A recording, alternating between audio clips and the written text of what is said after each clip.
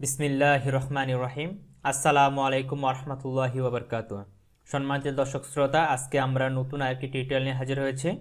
আজকের এই টিউটোরিয়ালে আমরা আলোচনা করব পার্ট 3 নিয়ে। আজকের এই পার্টটিতে আমরা যে দুটি টুলস নিয়ে শিখব সেটা হচ্ছে ম্যাজিক ওয়ান টুল, আরেকটি হচ্ছে লেসো টুল।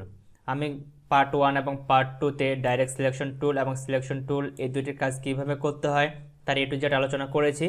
তো আপনারা যদি সেই টিউটোরিয়ালগুলো না দেখে থাকেন, উপরে যে আই বাটনে দেখতে পাচ্ছেন, চলে সেখানে ক্লিক করে দেখে আসতে পারেন, অথবা এই ভিডিওর নিচে ডেসক্রিপশনে লিঙ্ক পেয়ে যাবেন, সেখান থেকে চলে দেখে আসতে পারেন।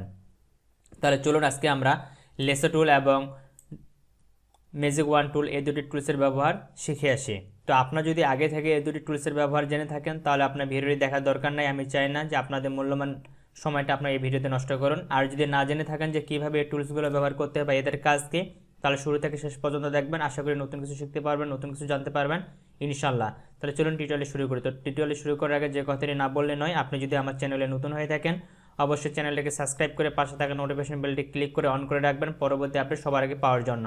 তাহলে চলুন এখন আমরা বিস্তারিত আলোচনা করি।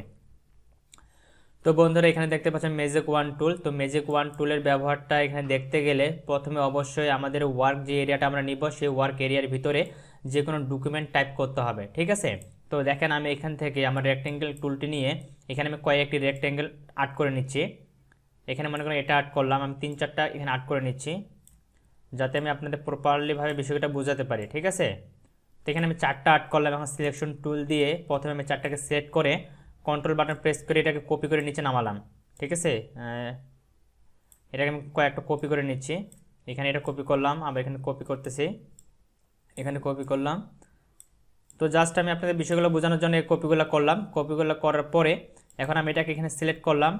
অল্টার শিফট বাটন প্রেস চেপে ধরে আমরা একটা একটা করে সিলেক্ট করবো এখানে, ঠিক আছে। তো এখানে আমি এটা সিলেক্ট করে সিলেক্ট করলাম। এগুলো কালারগুলো এখন আমরা আলাদা করে দেবো। তো মনে করি এখান থেকে আমি এই কালারটি করে দিলাম এখানে এই কটা বক্সের।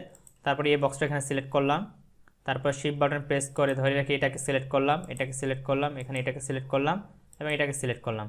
এইগুলোর কালারগুলো একটু আলাদা কালার করে দিই আমি। এইটার কালার করে দিলাম আমি মনে করেন যে গ্রিন কালার, ঠিক আছে। এবার এই ইয়েলো কালারটাকে সিলেক্ট করলাম এখানে, আবার শিফট বাটন প্রেস করে এটাকে সিলেক্ট করলাম, এখানে এটাকে সিলেক্ট করলাম, এখানে এটাকে সিলেক্ট করলাম। এবার এটাকে দিয়ে দিই আমি রেড কালার। এখানে দেখি আর কোন কালার রয়েছে। আচ্ছা, এখানে ইয়েলো কালারটা বেশি হয়ে গেছে, এটাকে সিলেক্ট করি, এখানে এটাকে সিলেক্ট করি, আর এখানে এটাকে সিলেক্ট করি, আর এখানে এটাকে, ওকে। এবং এখান থেকে আমি এখানে আরেকটি কালার সিলেক্ট করে দিচ্ছি। এখানে দিলাম মনে করেন কি কালার দিব, ব্ল্যাক কালার দিলাম। তো দেখেন এখানে কিন্তু আমাদের বিভিন্ন কালারের শেপ আমি এখানে তৈরি করে রেখেছি। তো এটা কিন্তু আমাদের বড় বড় কাজ, তাই না, মানে বড় বড় শেপগুলো রয়েছে। তো যখন আমরা প্রজেক্টের কাজ করব বা ডিজাইনের কাজ করব তখন হতে পারে যে একটি শেপের ভিতরে মনে করেন এই যে আমি শেপটা এখানে বড় করলাম, মনে করেন এই শেপের ভিতরে আরও অন্য কোনো কালার থাকতে পারে। যেমন আমি এখানে দেখাচ্ছি আপনাদের, আমি এখানে একটা রেক্টেঙ্গেল নিলাম, এর কালারটি আমি এখান থেকে দিয়ে দিলাম, মানে এই কালারটি দিলাম, ঠিক আছে। তো দেখেন এটা কিন্তু আমাদের অনেক ছোট বোঝাচ্ছে, তাই না।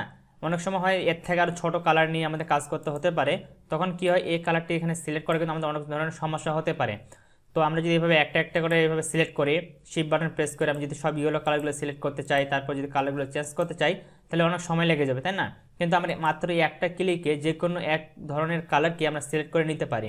যেমন দেখেন আমি যদি চাই যে আমার এখানে যত রেড কালারের যত শেপ রয়েছে আমি শুধু সেই রেড কালারের শেপগুলোকে পরিবর্তন করব, তাহলে দেখেন এখানে যে ম্যাজিক ওয়ান টুলটি রয়েছে আমি এটাকে সিলেক্ট করব। সিলেক্ট করার পর আমি যদি রেড কালারটিকে সিলেক্ট করতে চাই, জাস্ট রেড কালারের উপরে ক্লিক করে একবার, তাহলে রেড কালারের যতগুলো শেপ রয়েছে আমার এখানে সব শেপগুলো কিন্তু সিলেক্ট হয়ে যাবে। যেমন দেখেন এখানে এই শেপটি রেড কালারের, এই জন্য এটা সিলেক্ট হয়ে গেছে। এখানে এটি রেড কালারটা সিলেক্ট হয়ে গেছে, কিন্তু এর ভিতরে যে কালারটি রয়েছে এখানে ছোট করে গ্রিন কালারটি রয়েছে এটা কিন্তু সিলেক্ট হয়নি, ঠিক আছে। তারপরে দেখেন নিচের দিকে এটি রেড কালার, এটা সিলেক্ট হয়ে গেছে, এটা সিলেক্ট হয়ে গেছে। এবারে দেখেন আমি যদি এখান থেকে ব্ল্যাক কালারটাকে ক্লিক করি তাহলে দেখেন ব্ল্যাক কালারের শেপ আমাদের 4টি রয়েছে, এখানে একটি, এখানে একটি এবং এখানে একটি, তাই না। আমি যদি এখানে ক্লিক করি তাহলে দেখেন ব্ল্যাক কালারের 4টি শেপে কিন্তু আমাদের সিলেক্ট হয়ে গেছে। এবং এখানে আমরা চাইলে এখান থেকে তখন প্রয়োজন অনুযায়ী কালারগুলো আমরা এখান থেকে পরিবর্তন করে দিতে পারবো, যেটা আমাদের প্রয়োজন সেই কালারটা এখানে পরিবর্তন করে দিতে পারবো। যেমন দেখেন এখানে যে ইয়েলো কালারটি রয়েছে, আমি যদি ইয়েলো কালারের উপর ক্লিক করি এখান থেকে ম্যাজিক ওয়ান টুল নিয়ে ইয়েলো কালারের উপর ক্লিক করলাম, তাহলে দেখেন ইয়েলো কালারের যত শেপ রয়েছে সবগুলো একবারে সিলেক্ট হয়ে যাবে। এবং এখান থেকে আমরা কালারটিকে পরিবর্তন করে দিতে পারি, ঠিক আছে, যে কোনো ডিজাইন দিতে পারি, যে কোনো কালার এখান থেকে দিয়ে দিতে পারি। তো এটা হচ্ছে মূলত আমাদের ম্যাজিক ওয়ান টুলের কাজ। আশা করি কালার সিলেকশন করার জন্য একই কালারকে একটা একটা করে সিলেক্ট না করে মাত্র এক ক্লিকে সবগুলোকে সিলেক্ট করার জন্যই আমাদের ম্যাজিক ওয়ান টুলটি ব্যবহার করা হয়। ঠিক আছে, আশা করি এটা আপনার প্রপারলিভাবে বুঝতে পেরেছেন। তারপরে যদি আপনাদের কোনো ধরনের কনফিউশন থেকে থাকে বা কোনো ধরনের প্রশ্ন থেকে থাকে সেটা অবশ্যই কমেন্ট বক্সে কমেন্ট করে জানাবেন, আমি চেষ্টা করব রিপ্লাই দেওয়ার। ঠিক আছে, তো এটা গেলো আমাদের এই অপশনের কাজ। এরপরে যেটা রয়েছে সেটা হচ্ছে আমাদের লেসো টুল। আর ম্যাজিক ওয়ান টুলের কিবোর্ড শর্টকাট হচ্ছে আপনি যদি কিবোর্ড থেকে ওয়াই প্রেস করেন, ঠিক আছে, ওয়াই প্রেস করলে আপনার ম্যাজিক ওয়ান টুলে সিলেক্ট হয়ে যাবে, মানে কিবোর্ড শর্টকাট। আর যদি লেসো টুল সিলেক্ট করেন এর কিবোর্ড শর্টকাটটি হচ্ছে কিউ। এখন দেখেন আমি এখানে যতগুলো শেপ আছে সব শেপগুলোকে এখানে ডিলিট করে দিলাম। ডিলিট করার পর আমি এখান থেকে আরও কয়েকটা শেপ তৈরি করে নিচ্ছি। এবার এখান থেকে সার্কেলের কয়েকটা শেপ তৈরি করি। এখানে এটা নিলাম, তারপরে এখানে এটা নিলাম, এখানে এটা নিলাম। এরপর এখান থেকে কালারটা একটু চেঞ্জ করে দিয়ে আলাদা আর কি শেপ নিই। ঠিক আছে, তো এখান থেকে আমি মনে করি এই শেপটা এখানে তৈরি করলাম, এটা এখানে নিলাম, এটা এখানে নিলাম, একটু ছোটো করি। ওকে, এখান থেকে কালারটিকে পরিবর্তন করে আরেকটু শেপ নিই, এখানে একটা শেপ দিই, এর কালারটা পরিবর্তন করি আমি এখান থেকে, মানে রেড কালার দিলাম। এরপরে এখানে আর কয়েকটি শেপ রাখি।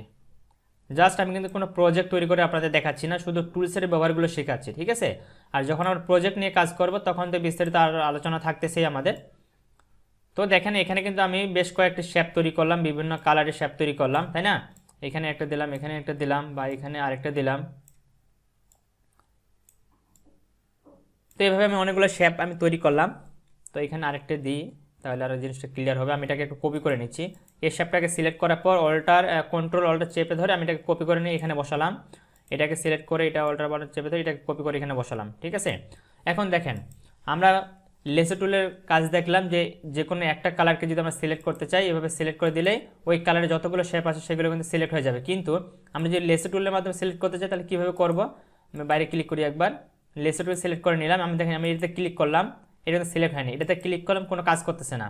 এটার কাজ হচ্ছে, মনে করেন আমি এখান থেকে এটাকে সিলেক্ট করতে চাচ্ছি, এখান থেকে এই রেড শেপটিকে সিলেক্ট করতে চাচ্ছি, আর এখান থেকে এই গ্রিন শেপটিকে সিলেক্ট করতে চাচ্ছি, শুধুমাত্র এই তিনটাকে। ঠিক আছে, তো এই তিনটাকে সিলেক্ট করার জন্য আমরা কিন্তু এই লেসো টুলটাকে ব্যবহার করতে পারি। যেমন প্রথমে আমরা এই লেসো টুলের মাউসের যে লেফট বাটনটি রয়েছে এটাতে ক্লিক করে এভাবে ড্র্যাগ করে নিয়ে আসবো। ড্র্যাগ করে নিয়ে আসে যে শেপটাকে সিলেক্ট করতে চাচ্ছি সেই শেপটার উপর দিয়ে নিয়ে যাব।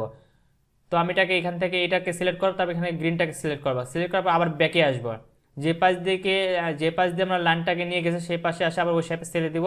তাহলে দেখেন এই শেপগুলো কিন্তু আমাদের এখানে সিলেক্ট হয়ে গেছে। এই শেপটা এখানে সিলেক্ট হয়ে গেছে, এই শেপটা এখানে সিলেক্ট হয়ে গেছে, এই শেপটা এখানে সিলেক্ট হয়ে গেছে এবং এই শেপটা এখানে সিলেক্ট হয়ে গেছে। ঠিক আছে, তো আমি যদি এখানে বাইরে ক্লিক করি আর আপনার যদি এইভাবে টানে দেন, আমি বিষয়টা আপনাকে ক্লিয়ার করে দিই আরও। মনে করেন আপনি যদি এখানে শুধু রেড কালারটা ছেড়ে দিয়ে এভাবে টান দেন তাহলে কিন্তু দুটাও সিলেক্ট হয়ে যাবে। আপনাকে ঘোরায় নিয়ে যেতে হবে তা না, এমনটা নয়। ঠিক আছে, আমি এখান থেকে ঘোরালাম, এখানে নিয়ে আসলাম, এখানে নিয়ে আসলাম, এখানে ছেড়ে দিলাম। তো দেখেন এই শেপগুলো সবগুলো সিলেক্ট হয়ে গেছে। তার কারণ কি? তার কারণ হচ্ছে আমরা ব্যাক যাইনি। যদি আমরা ব্যাক যাইতাম তাহলে কিন্তু সিলেকশনটা হইতো না। আমি এটাতে ক্লিক করে এখানে তারপর যদি এখানে দিই, এবার এখানে যদি ছেড়ে দিই তাহলে দেখেন এর আন্ডারে মানে রেড কালারের যেগুলো পাশাপাশি থাকবে সবগুলো কিন্তু সিলেক্ট হয়ে যাবে। কিন্তু আপনারা যদি ব্যাক যান, আমি আবার ক্লিয়ার করে দিই বিষয়টা, এখানে আপনি যদি মানে এখান থেকে শুরু করছেন সিলেকশন করা, আপনি চাচ্ছেন যে এখান থেকে আসে এ পাশ দিয়ে আপনি এই কালারটিকে সিলেক্ট করবেন, এই রেড কালারটিকে, তারপর এখান থেকে এই ছোট শেপটিকে সিলেক্ট করবেন। তো এটার পরে মাছের কাছাটা নিয়ে আসবেন, মানে এইভাবে রাউন্ড দিবেন একটা, তারপর আবার এইভাবে ব্যাক চলে যাবেন, যেখান থেকে শুরু করেছিলেন সেখানে গিয়ে ছেড়ে দিতে হবে। তাহলে শুধুমাত্র যেগুলোর উপর দিয়ে নিয়ে গেছেন সেগুলো শুধু সিলেকশন হবে, অন্যগুলো কিন্তু সিলেকশন হবে না। কিন্তু আপনি যদি এভাবে না আসে ছেড়ে দেন তাহলে কিন্তু যে কোনো উপরে সিলেকশন হয়ে যাবে। তো দেখেন আমি এখানে এই দুইটাকে সিলেকশন করছি আর এখানে এই দুইটাকে সিলেকশন করছি, এই দুইটা সিলেকশন হয়ে গেছে। কিন্তু এখান থেকে যদি আমি এইভাবে যাই তাহলে আর ক্লিয়ার করে আপনার বিষয়টা বুঝতে পারবেন। যেমন দেখেন আমি এভাবে গেলাম, এই রাউন্ড দিয়ে আমি এই দুইটার উপর এনে ছেড়ে দিলাম, তাহলে দেখেন সবগুলো কিন্তু সিলেকশন হয়ে গেছে। ঠিক আছে, তো আশা করি আপনারা ম্যাজিক ওয়ান টুল এবং লেসো টুল যে দুটি টুলসের ব্যবহারগুলো বুঝতে পেরেছেন। তারপর যদি কোনো ধরনের সমস্যা থেকে থাকে সেটা কমেন্ট বক্সে কমেন্ট করে জানাবেন। আমি এইভাবে ছোটো ছোটো করে টিউটোরিয়ালগুলো আপনাদের করে দিব যাতে আপনাদের সময় বেশি না লাগে এবং খুব সহজে যেন জিনিসগুলো দেখে আপনারা নিজেরা প্র্যাকটিস করতে পারেন এবং শিখতে পারেন। অবশ্যই আপনাকে এই বিষয়গুলো প্র্যাকটিস করতে হবে। যদি যত প্র্যাকটিস করবেন তত আপনার কাছে বিষয়গুলো ক্লিয়ার হবে, আর প্র্যাকটিস না করলে কিন্তু বিষয়গুলো ক্লিয়ার হবে না। তো আজকে ভিডিওটি আমি এখানে শেষ করতেছি। পরবর্তীতে আমরা পেন টুলের ব্যবহারগুলো শিখবো, কীভাবে পেন টুলগুলো ইউজ করতে হবে, এদের কাজগুলো কি। ঠিক আছে, তো সকলের সুস্বাস্থ্য কামনা করে আজকে ভিডিওটি এখানে শেষ করতেছি। সবাই ভালো থাকবেন, সুস্থ থাকবেন, দেখা হবে নেক্সট ভিডিওতে। আল্লাহ হাফেজ।